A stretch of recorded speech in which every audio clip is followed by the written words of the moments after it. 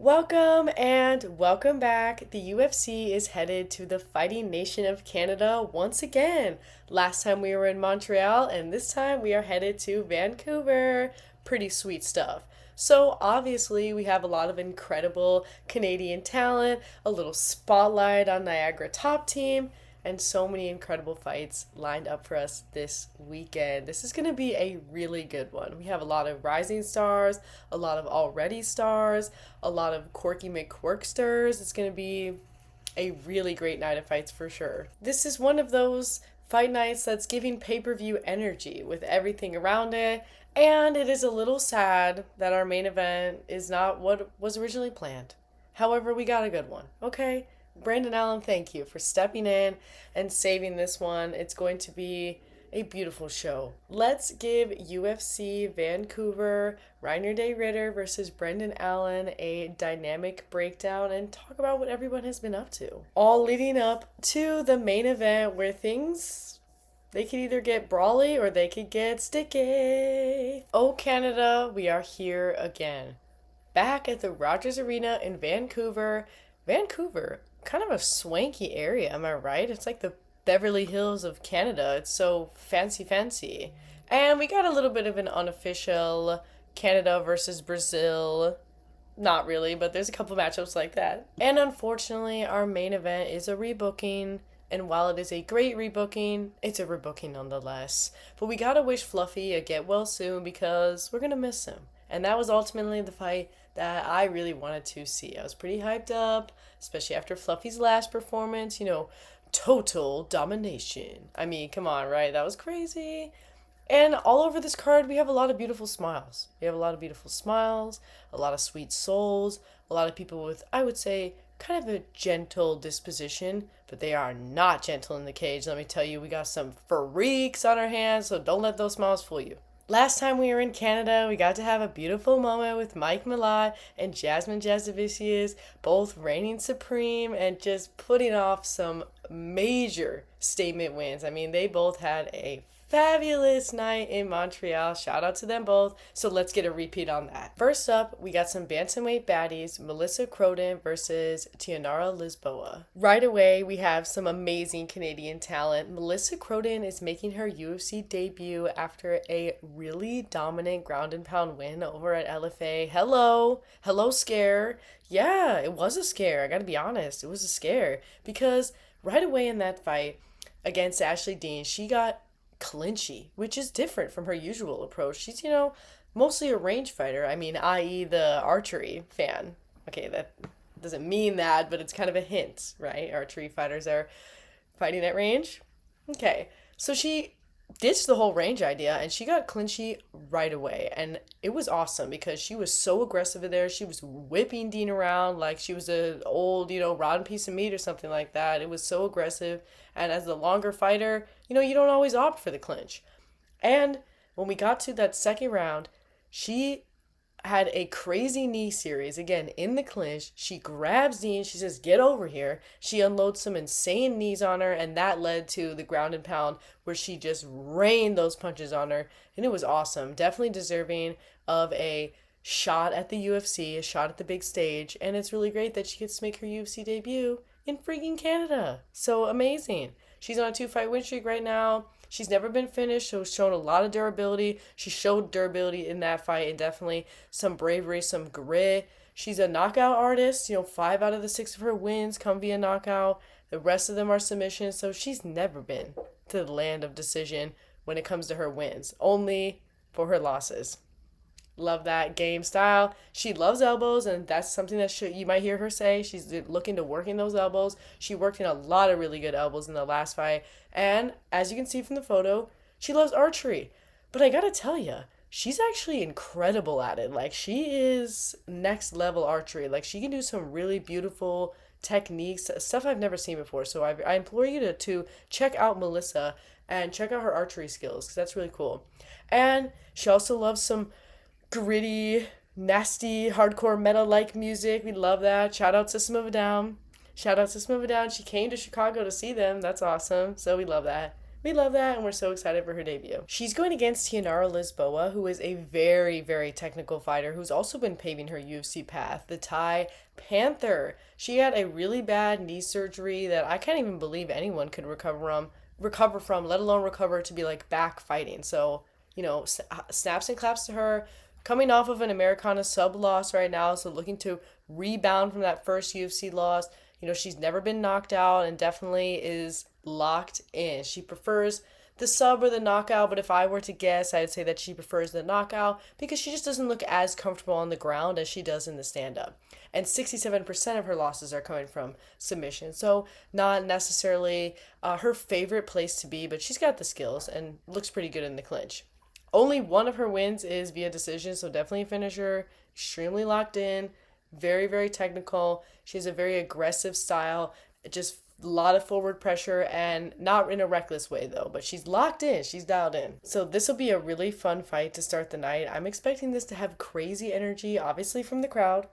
Obviously, the crowd is going to be going crazy for their girl, Melissa. But I just think Melissa in general is going to show some really interesting stuff in here. And Lisboa is a fighter through and through, and she is absolutely locked in. And so I think we're going to see a very, very gritty but very technical battle in this fight. What do you think, Mont? He doesn't. He didn't do his research. Next up, a middleweight banger between Asmat Bekoev and Belgari. That's what it is. Belgari, I think. Yusri Belgari. Belgari? Something like that. Asmat Bekoev, Kingpin.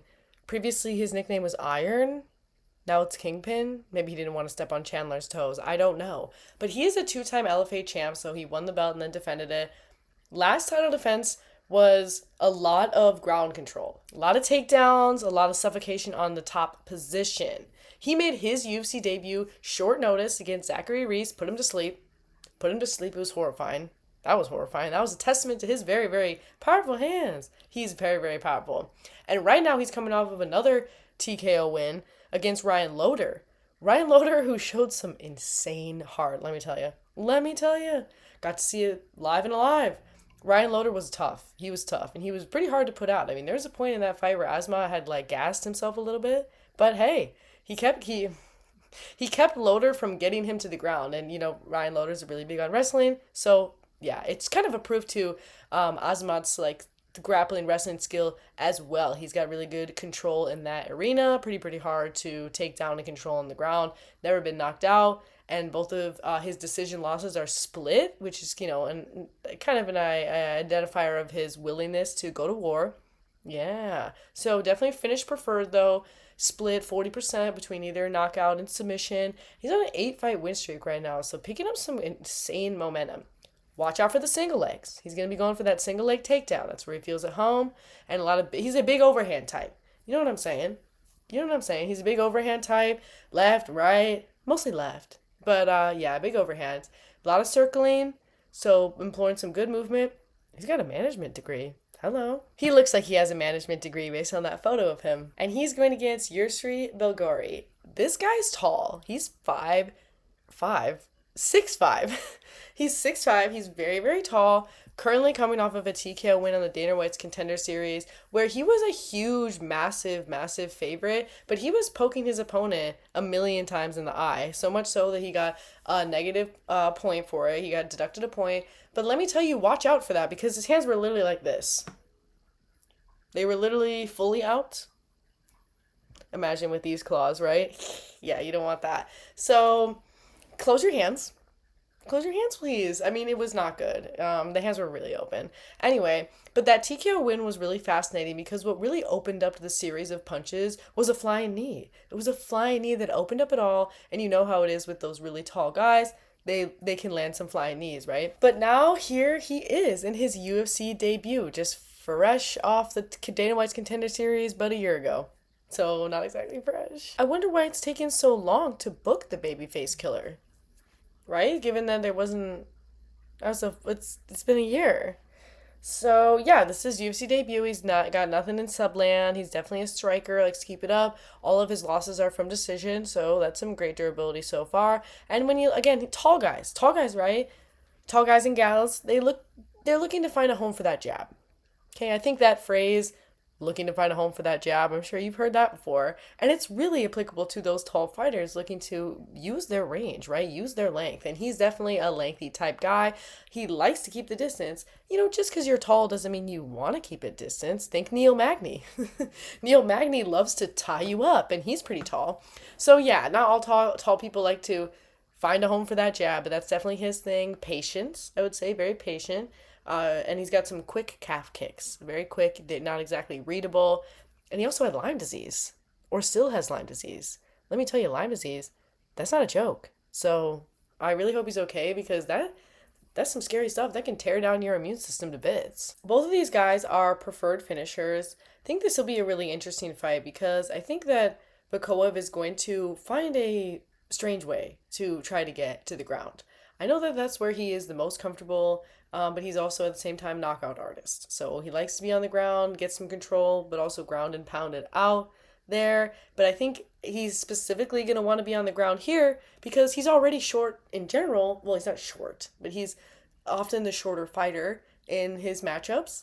And he's going to be the shorter fighter in a big way. And in general, he kind of has a very, loopy, kooky way of striking. So I think he's going to want to close it up. But he's going to have to get some creativity and watch out for some knees. The knees will be coming. But most importantly, he's got to watch out for this. Watch out for this. Then we have a real scrap on our hands with this women's strawweight fight, Stephanie Luciano and Ravina Oliveira. I really feel that Stephanie Luciano has a bright future ahead of her in the UFC. Really based on her past fights. I'm so inspired by her. I think she is awesome. She's totally a born fighter. She's got a Muay Thai background. And speaking of people who are long and tall, she's pretty long and tall. She had a Dana White's Contender Series draw with Tatiana Alencar, which is awesome. And they made her fight her twice. They made her fight her twice just to, see who was really on top there. And she did win. So that was her first UFC appearance. And then they threw her to the absolute wolves. Then they threw her to the wolfest doggy of the dogs, Sam Hughes, who is roof. That's like dog number one. Like Sam Hughes, I'm such a Sam Hughes fan because talk about beautiful soul and spirit and dog in the cage. Thing about Sam, not only does she not give up on herself, Hughes has no quit, but she also sets up interesting things. She's such a complete fighter. She's not just completely reckless and relying on her durability entirely. She is so complete. So that's crazy that they threw her against Sam Hughes. They're like, go on. See how you fend. And she fended well, right? She got the split loss. So she didn't get the split win, but it was a war. It was a war. And you could see that neither of them gave up on themselves. And she was just smiling. Stephanie, she loves it. Steph is a fan of violence, and she is just making her way. Again, bright future. Love everything she's doing in there. A lot of crazy circling, but she's athletic. She can keep up with herself, essentially. People tire themselves out sometimes when they're jumping around there too much. She was not tiring herself out. She's not a subber, nothing in subland. So if you do want to get the better of her, you're probably going to want to grab her and put her on the ground because she's pretty tall. Loves to throw that front kick to remind you who's boss, and that flying knee as well. But again, total sweetie, total sweetheart. Even though she is gritty, rawr, there's just so many people on this card like that, and they're not all Canadians, even though Canadians have that stereotype of being nice, and they so often are. And she's going against Ravina Oliveira, who has had only one UFC appearance, and that was back in 2023 against Tianara Lisboa, who was fighting earlier on this card, and again, who is extremely technical, and is not too much of a ground person, but spent that first round at least kind of top controlling Ravina, and in general she wasn't really able to completely get the better of the grappling exchanges, and in particular on the fence there was also she was being controlled there as well, so wasn't able to get the win, wasn't able to get the finish there, even though most of her wins come via finish. But again, Lisboa, technical, tough, durable. Ravina though, power shots, look out for that. She's gonna be maybe on that charge, right? Trying to just get in and close the distance and get into the pocket specifically. She likes the pocket. But yeah, she's going to be looking for the knockout. That's the thing. But what's very curious is that we haven't seen her in a long time. I think this is going to be a scrap. Again, I think we have a really bright future on our hands for Stephanie. She is one of those people that is a born fighter. She's a born fighter. She loves it in there. makes really cool adjustments, has the heart and soul for it and the skill. And we're pretty curious, right, about Ravina. Like, where has she been? It's been 2 years. That's a long, long, long time. Long, long time to be away. So hope that she is coming back in complete health and great spirits. And then we have a do or die. Yep, we have a do or die. I mean, kind of. With Kyle Prepelic versus Drew Dober, this is a lightweight do or die. Kyle Prepelic, love this guy. Gamer. He's ready. He made, oh my gosh. He has had an interesting UFC experience. Okay, so has yet to get his first UFC win. We're 0-3, but he's been pulled in 2 times on a 1-fight contract. So they were like, okay, give it a go. Okay, it doesn't work out. And so this time, this is his first more than 1-fight contract because he is currently coming off of a loss to Benoit Saint Denis. So again, thrown to the Wolves. Thrown to the Wolves for sure. And he was a fill-in, right? He was a massive underdog. Nobody believed in him. Nobody believed in him. Wasn't able to get it done. Kind of a little bit in some ways accepted the positioning before the arm triangle choke ultimately manifested himself. But that was some pretty stiff competition. And before that, he was on a 3-fight win streak, looking great. And he hadn't been in the UFC in 6 years. And they were like, hey, we need somebody to fight, Batty Benoit. Are you in? And he's like, I'm always in. Sure, I might have a fight this weekend in a regional promotion, but I'm not going. I'm not going. I'm going to this. So I love him for that. And I love that in general, he does have a very gamey, energy. And I do think he's UFC caliber. So I do not like that he has not got his first UFC win because he deserves it. I think he belongs here. But it's do or die, baby. Kyle? It's now or never. Perhaps. It really is. He's had a little bit of a canceled bout curse as well, so I'm not sure if there's some health issues there. But Kyle's a gamer, okay? He's even done bare knuckle karate. That sounds awful. That sounds horrible. I mean, as far as it'd be cool to watch, but to experience. Yeah, but he's a gamer. Kyle is a gamer looking to take it wherever the fight needs to go. We call him kill shot because, about 50% of those wins are coming from knockout, but he wins all the ways. He's complete MMA, and he's going against a man you learned to love. You might not have loved him right away, but you love him now, okay? And if you don't love him, you will eventually. You just have to keep watching. Daddy Dober's here. Daddy Dober is here. He is a father, in fact, and he seems to really enjoy that aspect of his life. So shout out to the family man, Drew Dober. He is a Muay Thai baddie, but he's Muay Thai Taekwondo fusion. That is violence. I'm loving it. He, made his UFC debut way back in 2013, which is ancient history at this point, and he's been really, really active, though with mixed success. So 13-11 with 1 no contest, but I think you got to understand, Drew Dober will fight anybody at any time. Him and Kyle have that in common. We need you, they're there, and that's what we love about them. But he's on a 3-fight losing streak. Okay, this isn't great. So again, both guys, it's a little bit different story because Kyle is not on a 3-fight losing streak, but has 3 losses in the UFC and a win, and is currently on a losing. He's coming off of a loss.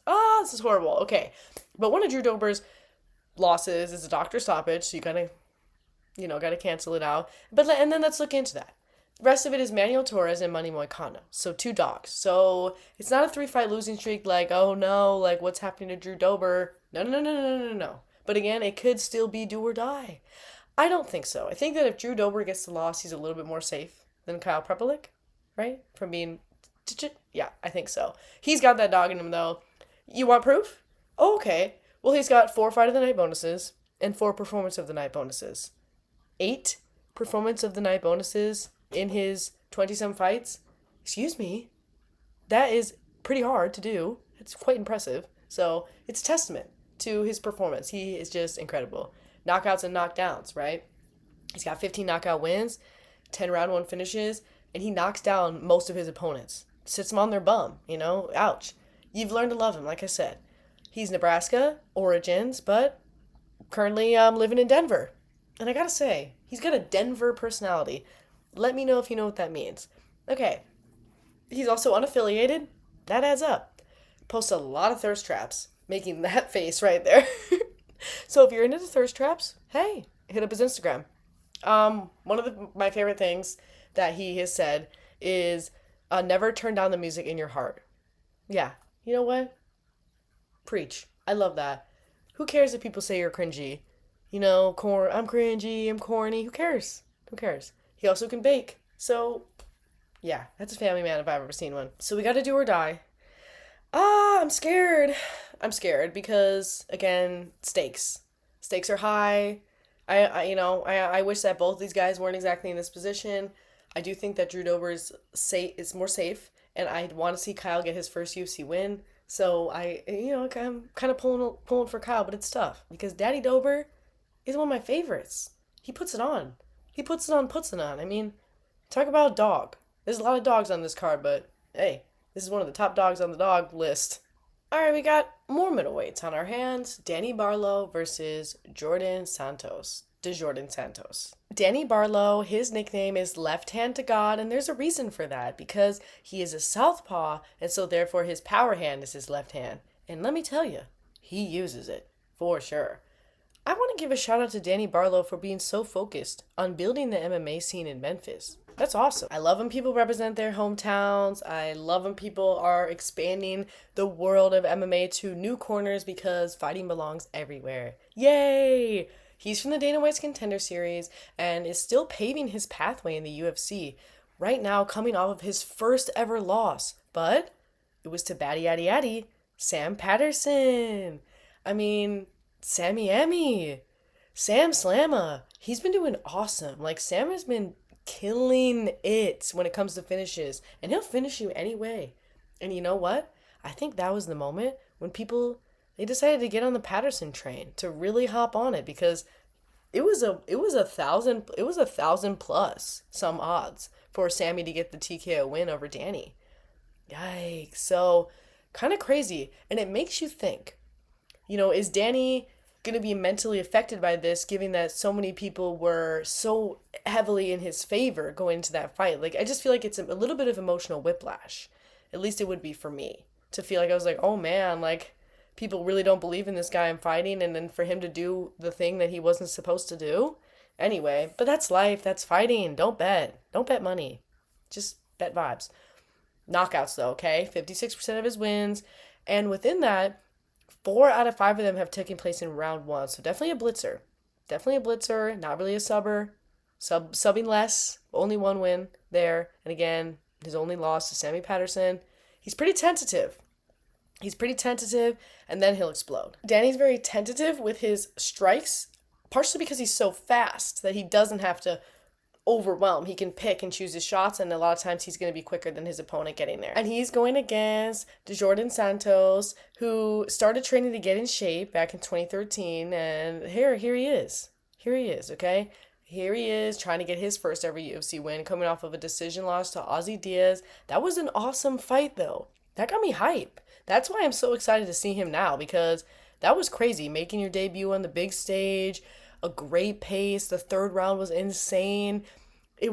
That fight actually makes it to the top 10 as far as 8th most strikes landed in a middleweight fight in the UFC.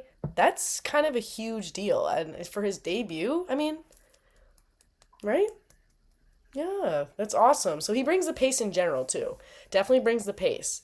Really, really active. So active with the strikes. So active with the movement. It's awesome. His only losses are via decision, so he's been relying on that durability. And yeah, he's proved he can survive a real beating. Oh yeah. So leading with that jab and making his way in there. Yep, lead with that jab. He's got a bit of a slapping overhand right. Slapper, it's a bit of a slap, not exactly a punch, a little bit of a Stockton slap, if you know what I'm saying. Wants to back you up. So one way to get the better of him is if you can put him on the back foot. He's finding his way again, looking for that first UFC win. We got a family man. This is going to be a really, really exciting fight. I'm expecting fast pace, given what we saw from Santos before. Danny Barlow, I'm very curious to see if he's in a different headspace. I mean, in general, he's a tentative fighter, so I don't imagine that will change just because he's coming off of a loss. But I'm expecting a high-paced, batty-addy-addy matchup with this one. And DeJordan, I mean, hello, record-breaking future. I believe in him. I believe in them both, but very excited to see how both of them are coming back from a loss, that very different kind of losses. Losing your debut and then losing when you were on the hype train status 100, right? It's going to be a good one. And then we have a flyweight fight, a contention for the top 15 with Bruno Silva versus Hyung Sung Park. Bruno Silva is had some mixed success in the UFC, but the flyweight division is deep and he has held his own within this top 15 pretty well. And he's actually one of two Bruno Silvas in the UFC. That's fun, right?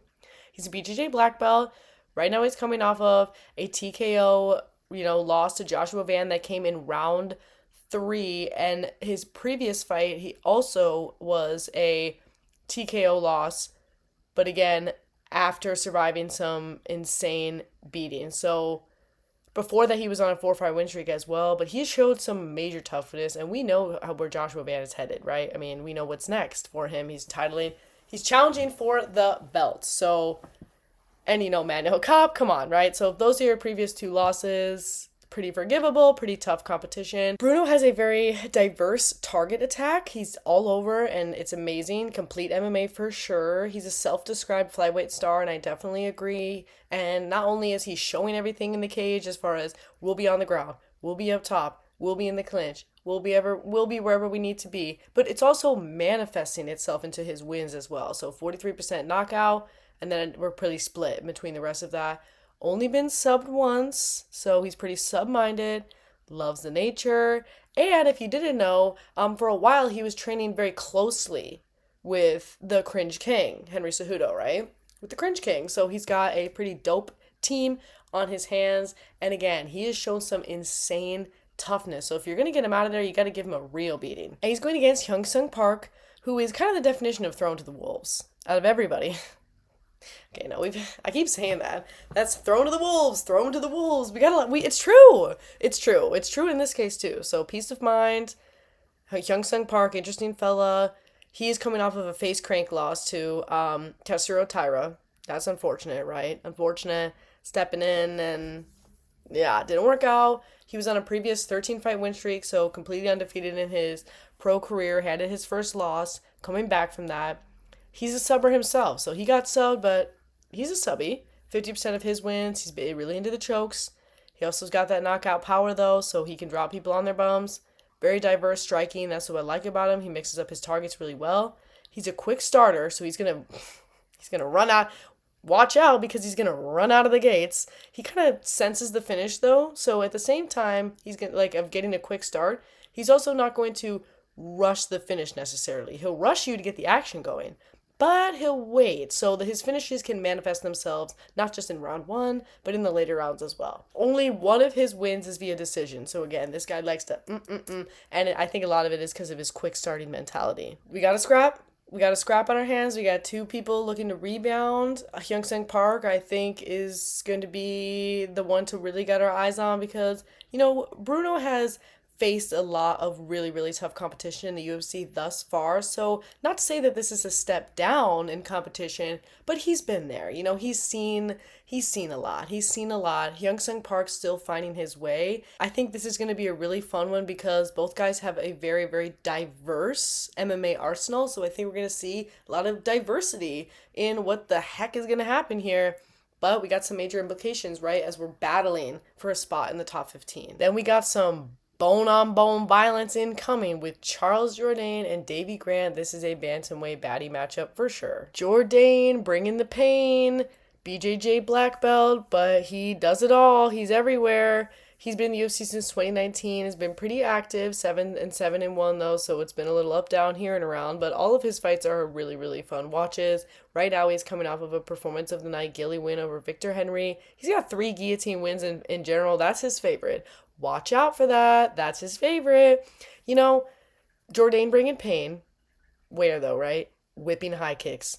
Spartan energy. Out of his wins, only 13% of them are decisions. So this guy's trying to get it done. But he is a complete fighter, right? So Jourdain bringing pain, knockout type, but he's a subber, specifically the guillotine. He loves that gilly. He loves a snappy gilly. And you're going to, expect a takedown or 2 at least with this guy. He loves to throw some takedowns in. He's ultimately a counter striker. He's a counter striker. So he's going to look to try to trick you. And this is his second fight at bantamweight. So he's, he says that he's found his place. But unfortunately, the fight that he was booked for before got canceled. So, yeah. But we're here. And he's going against dangerous Davy Grant. And boy, is he. To say the least, right? Don't let that beautiful smile fool you. Don't let his kind eyes fool you because this guy's a nightmare in the cage. He is a nightmare. Oh my gosh. Love it. Davy Grant's one of my favorite fighters. He's such a baddie yaddy yaddy. Currently coming off of a decision win against Damon Blackshear, and ain't that a statement? And ain't that a statement? I mean, he was saying he expected a war, but that he wanted the finish. Because that's the thing about Davy Grant. He's not going to lie to you. He's not going to lie to you. He wants to get the finish. He doesn't necessarily want to be there in blood and war, but he'll do it. He'll do it, and he'll do it well. It's insane. It's insane. He's just so talented in there. Knockouts, quirks.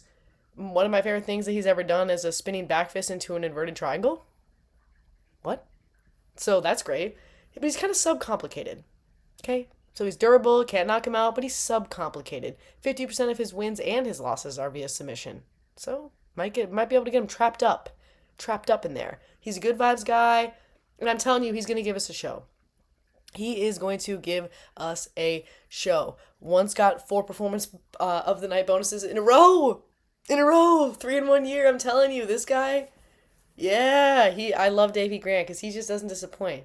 He's no disappoint Grant. This fight is just so much fun. Both these guys are so violent and so capable, and they're both so quirky, but in a little bit of different ways. A little bit of different ways. But I can't wait to see this one. I think both these guys just bring an insane energy. I think Jourdain is going to be looking to choke Mr. Grant out, but Grant is going to make it a scrappy one. And again, never been finished. So, but it's going to be crazy to see how he takes the Jourdain pain. And both of them coming off of really, really strong wins. So looking to build some extra momentum. This is one to keep our eyes on. I think this one definitely has some fight of the night potential for sure. And I think that it's going to be our featured prelim. I mean, you never know. They always... So that leads us to our main card. And what violence do we have to start us out? Well, we have violence at our hands with Kyle Nelson versus Matt Frivola. This is a lightweight scrap. Kyle Nelson, the monster, he's a jiu-jitsu kickboxing kind of guy, and he's been in the UFC since 2018. It's been a little up, down, all around. Right now coming off of a round 1 TKO loss to Steve Garcia. It was a little unfortunate. So, Steve was able to kind of switch positioning. So Nelson got him on the ground and was on top, but Stevie V switched it up, and then he landed some pretty devastating elbows and ground and pound. He got completely Uno reverse card and then got ground and pounded. And he also missed weight by 2 pounds. And that was like over a year ago. So that's a little concerning. Haven't seen him since. But other than that fight, which kind of got over before it started, when you take a look at Kyle's fights, you can see he's pretty MMA minded and definitely really, really big on the defense. So he's more of a defensive fighter than an offensive fighter, looking to kind of trick you, come to him, keeps his guard very, very high, and, again, tricking you to come to him, so he's effective on the back foot. He's not really wasting energy. He's very, very accurate. So he's a very, very active striker. Doesn't have to overdo it to find his way to you. And you're going to see that. So that high guard, that super accurate striking. And he's also killing deer with his shirt off. Hunting in the woods without a shirt on. Yeah. He's got another baby on the way, so that's cool. And he offers personal training. So maybe if you live in his area, you should hit him up because he does that. And he's going against Matt Frivola, Steamroller. Ain't he? Ain't he, though? That's a pretty good, accurate nickname for Matt Frivola, Steamroller. He is, though. So he's been in the UFC since 2018. And, it's been a little up, down, all around. But right now he's coming off of a pretty nasty round 3 TKO loss from Fares Zaim. That was tough. Yikes. So basically, he was up against the fence, and Zaim had his hand on Matt's face, and he pulled his head so that it was perfectly where it needed to be and then he hit him with the leg kick, and it was, oh my god. Oh, so it was part neck, part chin. That was rough. And he's actually kind of doubled up on that because his previous fight was also involved some, to the head TKO nature. A lot of legs and knees on this man. But he's never been subbed. It's because he's got really, really good control on the ground. He's definitely in control on the ground. And 80% of his losses are via knockout because he essentially is willing to put himself in any situation, whatever it takes. And whatever it takes to get the takedown. So if you got to eat a knee to get the takedown, he's going to do it. He's going to do it. He's not going to be discouraged by the knee. He's going to come in anyway. He's going to come in anyway. That's why we love Matt Frivola, because he's steamroller. He's going to steamroll right through. He's ready to swing wild. Check out the Long Island people that are in his corner. You'll get some fun stuff. You'll get some F this, F that from his cornermen. Because you know how it is in Long Island? Yeah, so all gas, no brakes for Frivoli and his criminology degree. That's pretty cool. So Kyle and Matt are very different from each other, even though they kind of look like they could be cousins. Very different fighting styles. Kyle's going to be very, very defensive. He's going to be looking to get Matt to do exactly what Matt does and rush in on the reckless and try to time something tricky on him. Try to catch him on the sneak, catch him a little on the sneak. And Matt is going to be looking to just steamroller Frivola. At least I suspect, because that's who he is. That's just who he is. You can create a game plan, but ultimately, if you're a brawler at heart, it's probably just going to come out. But we don't know. Now that he's coming off of 2 TKO losses, both of which were quite devastating. The last one, very devastating. I mean, he was outie. Maybe that will change his approach. We shall see. And then we have a bantamweight fight between Cody Gibson and Aoriqilong. Cody Gibson is pretty cool. He's the tough runner-up. His fight against Brad Katona. And you know how it is with the people who are on tough. They're always really interesting. So he's a middle school PE teacher. He also taught history and economics. Him and his wife have been together since they were 19 years old. That's adorable. What a beautiful love story. So he's just a very fascinating individual.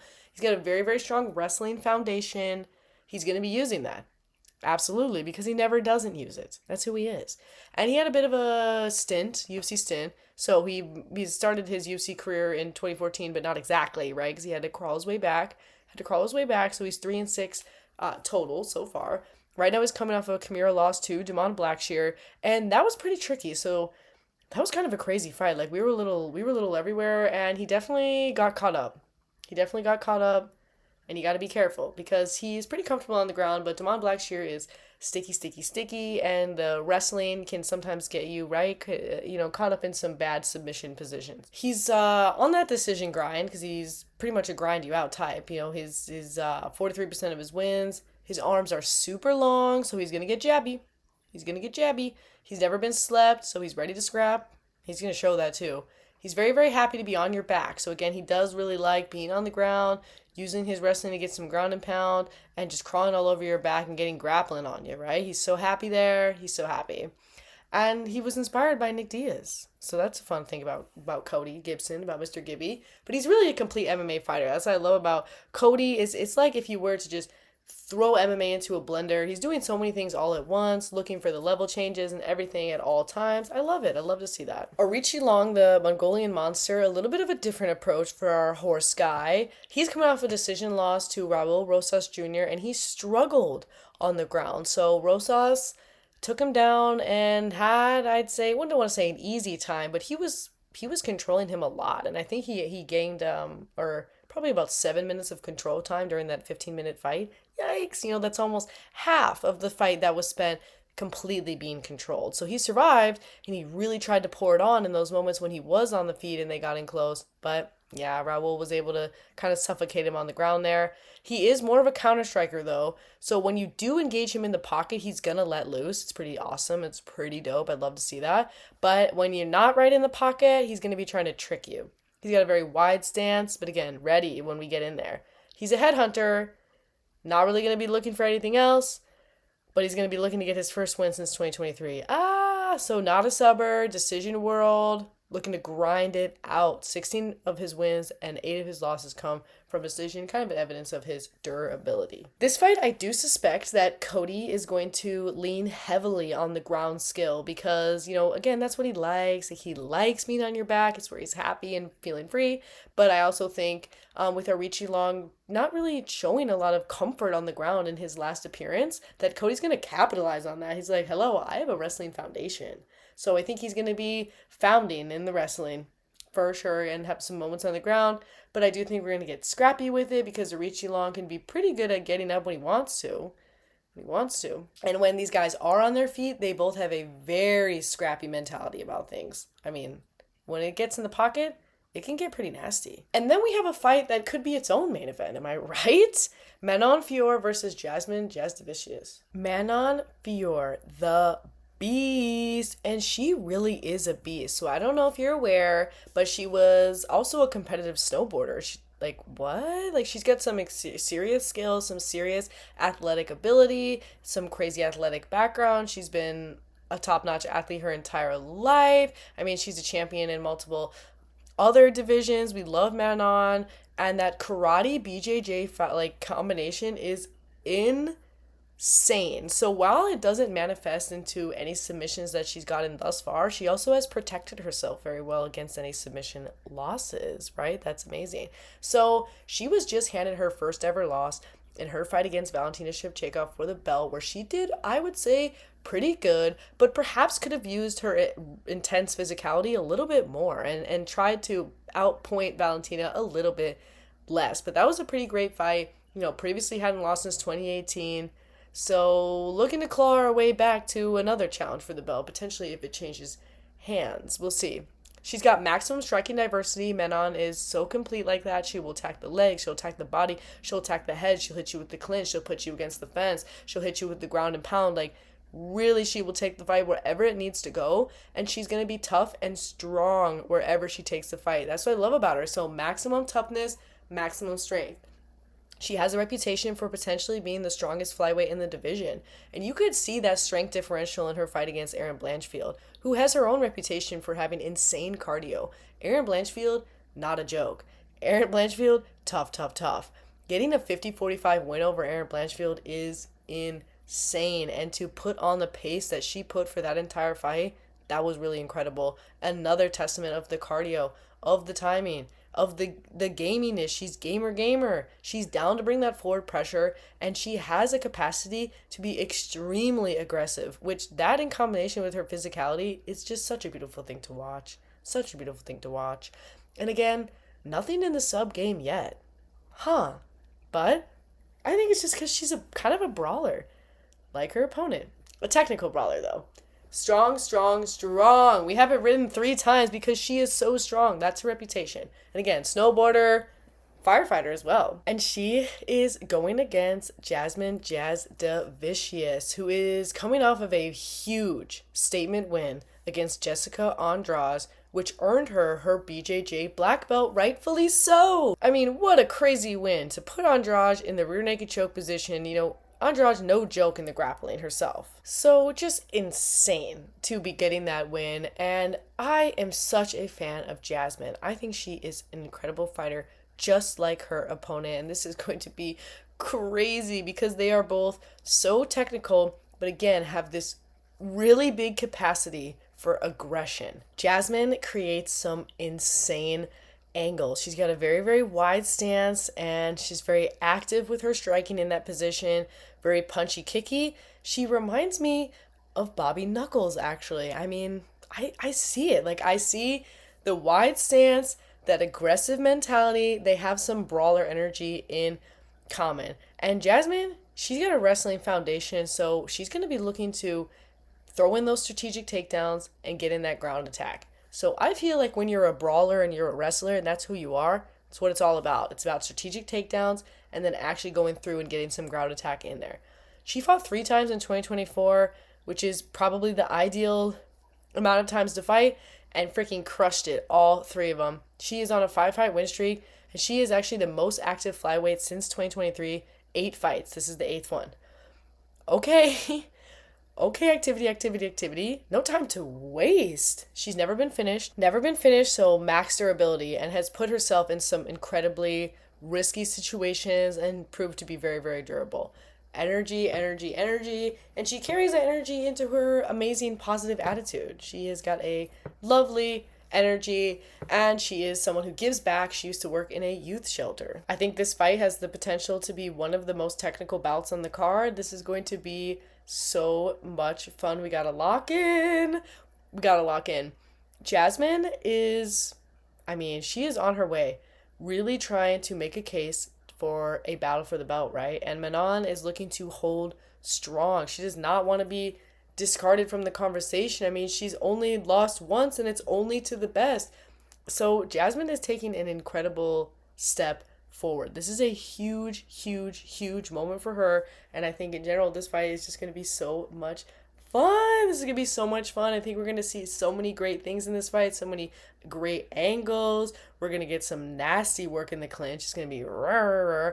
But I'm expecting that Manon is going to use her physicality and that she's going to look like the stronger fighter in there. So how is Jasmine going to deal with that? How is she going to deal with Manon's impeccable strength? And how will Manon deal with Jasmine's tenacity, with her inability to give up on herself? And then we have Marlon Vera back in action going against Ayman Zahabi at bantamweight. Cheeto is primarily a southpaw, and he's been in the UFC since 2014, our Cheeto man. Currently coming off of a decision loss to Davison Figueiredo. That was a very competitive fight, but because he was dropped and taken down several times, he wasn't able to get the win off that one. And Marlon Vera, he can be a little bit tentative with his approach, willing to take his time, maybe perhaps to a fault. Yes, he was supposed to fight Mario Bautista 2 times and they canceled it, so that's kind of crazy.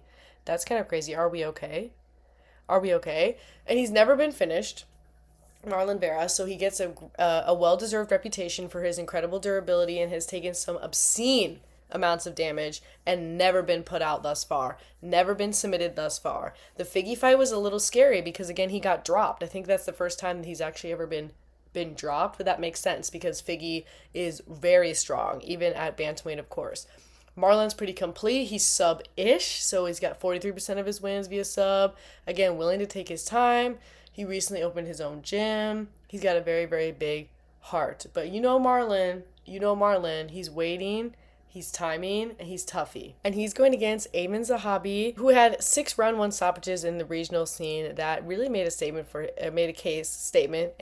himself for his UFC debut. He's 7-2 right now and is on a 6-fight win streak, so he's been doing really, really well. Coming off of a decision win against Jose Aldo.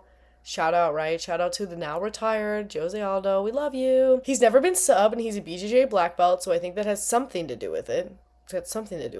Ayman definitely wins all the ways, but I think one of his defining qualities is his very powerful stun-inducing hand. So when he hits people, you can tell they feel it, and oftentimes the power differential between him and his opponents is pretty big. He's a stand-up guy for the most part, I would say, and when he is on his feet, he's primarily looking to hit you in the head. Yeah, but he wants to put you on your back foot, so he's more so an offensive fighter, I would say. Family man, and he learned how to do MMA to fight bullies. This is a fascinating fight for a lot of reasons. We have not seen Marlon Vera in a little while. We're battling for the top 10, and I think the style matchup is a little curious. Marlon, I expect, will be his tentative self and try to look for the right timing. I think Ayman is going to be on a vibe.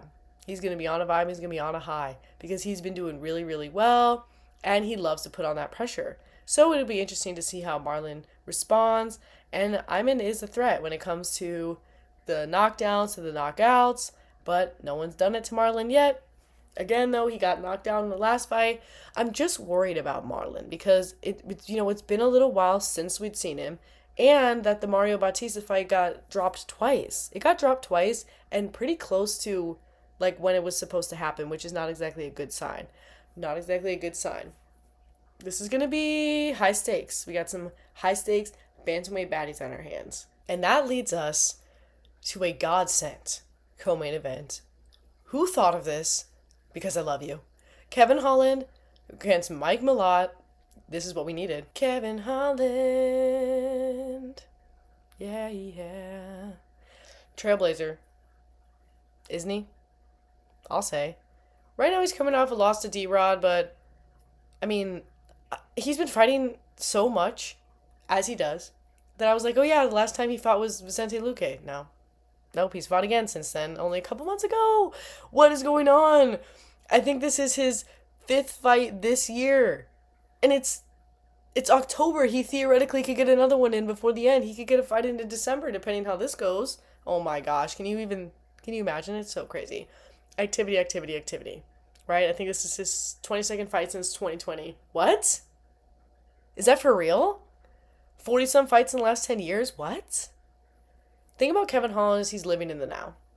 He's living in the now, and that's all you need to know. That's what he's like, right? He stopped a near active shooter, and he stopped a carjacking. What?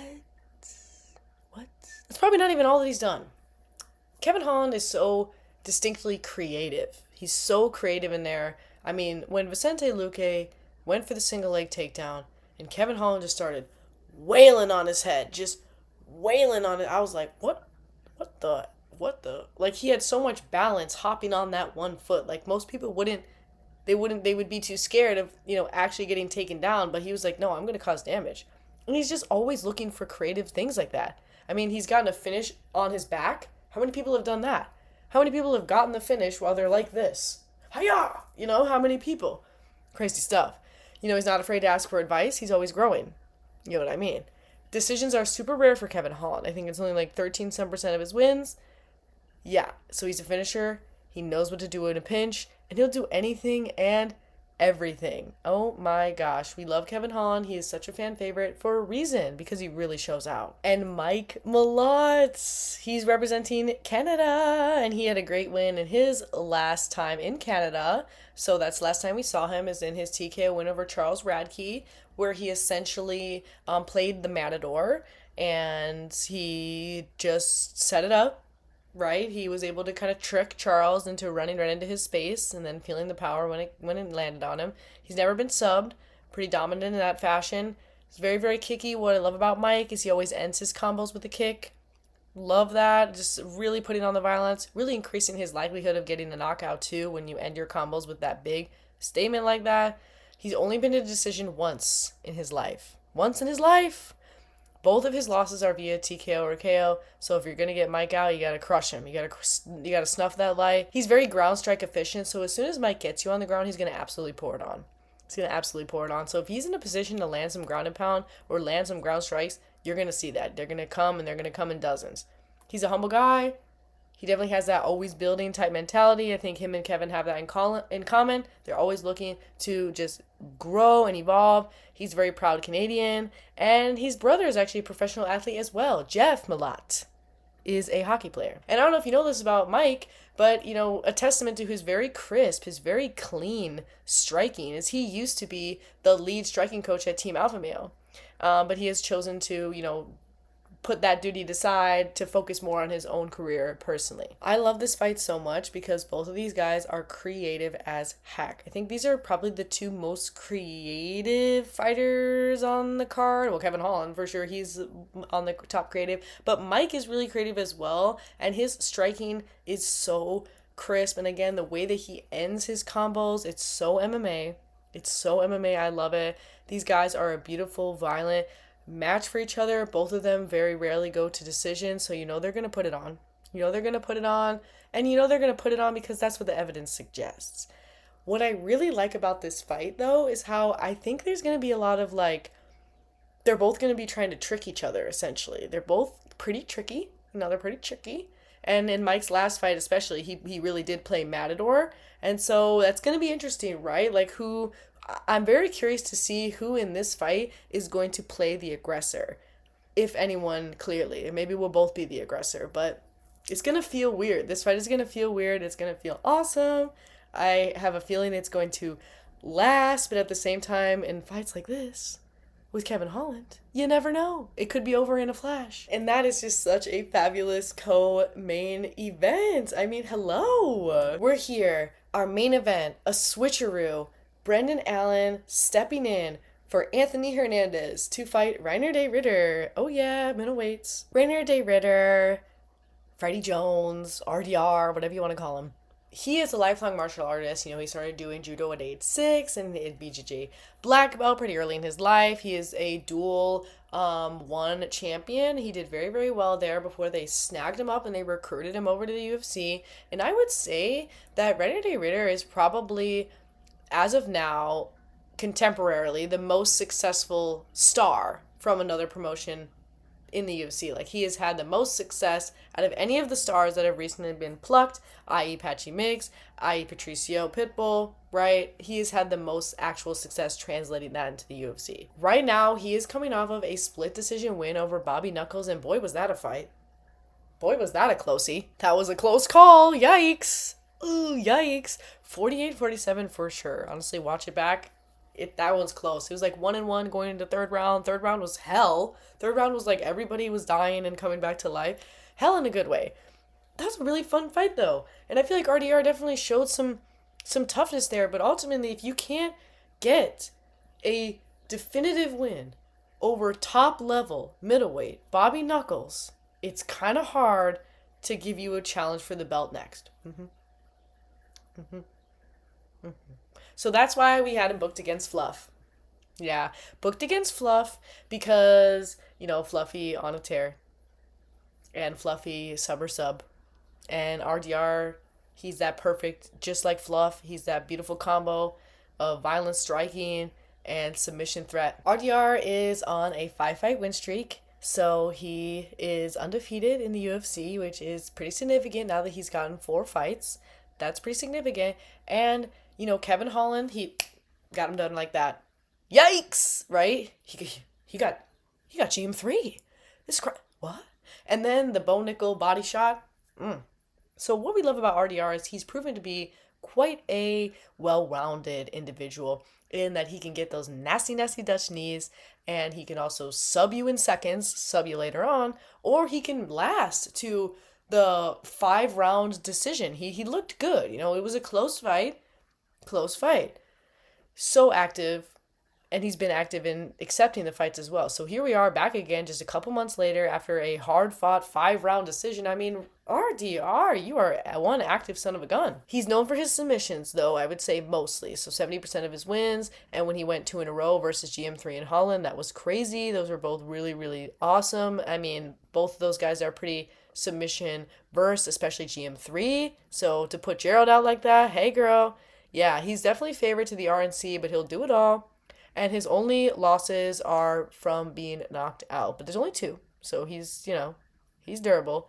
And he's ready to get Dutchy with it, right? We talked about the knees. He's also a physical therapist. I don't think he's practicing, but he's got the skills. Very smiley. Yeah, and I don't know if he's moved there yet, but I know that this Dutchman is working on moving his family to Florida. Yes, moving everybody over to Florida with the nice weather. And RDR will be going against Brendan All In Allen, a BJJ black belt, former LFA champ. I mean, what a star over there. Had a really crazy submission on the Dana White's Contender Series and has kind of maintained that reputation for being a really crafty submission artist. He is 13-4 in the UFC since joining in 2019, which is some Kevin Holland numbers if you really think about it in terms of his activity. Yes, and I love Brendan because he can get very scrappy in there. So he made his debut against a short notice Kevin Holland, right? Because, it takes one to know one. And in general, very, very submitty. He's got 14 submission wins. And at one point, he went on a 4 rear naked choke win streak in the UFC. So that is pretty batty. He is a Louisiana Southern Belle, so he brings a little sassy energy to it. And he has 3 performance of the night wins. So let me tell you about Brendan, right? He can put on a show. He definitely has shown a really scrappy side to him, which you don't always see with people who prioritize the submission. He's currently coming off of a decision win against Marvin Vettori, and it was a bit of bad blood. It was a bit of drama, and you could tell that the 2 guys did not like each other when they finally made it into the cage. But I think that Brendan did a really good job maintaining his composure and kind of even allowing Marvin to fall apart a little bit. But Marvin Vettori is a very, very tough guy, especially when you only have 3 rounds. I mean, he's kind of a cardio machine in general, so 3 rounds, he's going to be pouring it on you the whole time. He did pretty good. And Brendan Allen in general has pretty much only faced really stiff competition in the middleweight division, like exclusively has been just bouncing around in this top 15 for a little bit now. And his 2 most recent losses are to Imavov and to Fluffy, whom he is stepping in for now. Yes, and whom got the better of him, but not in a really big way. And so Brendan Allen being a substitute for Anthony Hernandez, I think makes a lot of sense. I think a lot of people who are familiar with what's been going on in the middleweight division might have picked Brendan Allen out of their own brains as far as who would be a good person to step in. So I think it's a good pick, and thanks to Brendan, right, for being so game to just go ahead and go for it, because he fought pretty recently, but I think enough time has gone by, and he has a criminal justice degree. This is a really exciting main event, even though it is a bit of a switcheroo. Because what Fluffy and Brendan have in common is that they have some really, really strong submission skills, some really, really strong defense against submission as well, but they also have that scrapper in them. So when Brendan Allen gets pushed into an uncomfortable position, he embraces it. And I like that. And I'm really expecting to see that energy because RDR likes to put you in some weird, tricky spots. I have this sneaking suspicion that because both of these guys are pretty heavy on the submissions and both pretty dominant in that area, that they're kind of going to throw it out the window, get a little Dutchy with it. So I think RDR is going to be going like major knee town. He's going to be going knees, knees, knees. He's going to be trying to get violent in the clinch. And I think Brendan Allen is going to respond with his own aggression in the striking. I don't know. I just have this feeling that this isn't going to be a very subby, sticky kind of fight. But I guess on paper, it has that it's getting sticky, right? It has that kind of, I don't know. But it just seems, I know, both of these guys have that scrapper in them.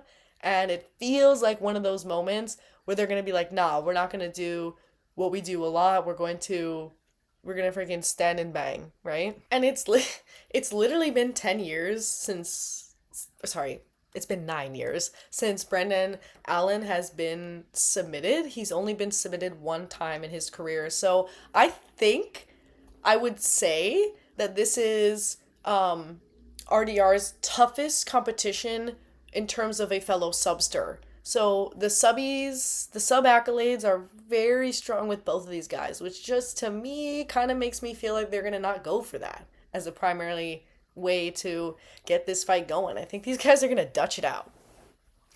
We're going to Dutch it out. Either way, high level stuff. High level, really exciting moving parts in the middleweight division. And if Brendan Allen does something crazy, that's some more shakeups. This is just, I mean, not that he's not already doing well. I mean, his win against Marvin Vettori is pretty significant. But let's see, right? Let's see. Sad about it not being fluffy. And again, hope that he gets better soon. But I think Brendan Allen is the perfect person to step in right now. So many great fights on this card. There's so many things to look forward to. I gotta say that I think most of all, I'd be looking forward to Manon Fior versus Jasmine Jasdavicius because that is just got that one also has Fight of the Night written all over it. Of course, the co-main event with Kevin Holland and Mike Malott. I didn't even, again, like that feels like I made it up in my head. I don't know why. It just does. It feels like I made it up. Feels like I made it up and I love it. I love it. Our main event is a pretty good save. And I also think that we got to keep our eyes on Kyle Prepelic versus Drew Dober because those guys are both game, and they're in a tough spot. And of course, Davey Grant and Charles Jourdain bring in the pain. So many good fights. This is so exciting. I will not be posting a review. I will be out of town having a swell time. But we'll be back early next week to talk about the upcoming fights. Here is our song of the week to get us hyped up. Please let me know anything at all, what fights you're most looking forward to. Anything related to the fights or not related to the fights. Whatever you'd like to say. I'm here. And I think that is all I've got for you. So peace out.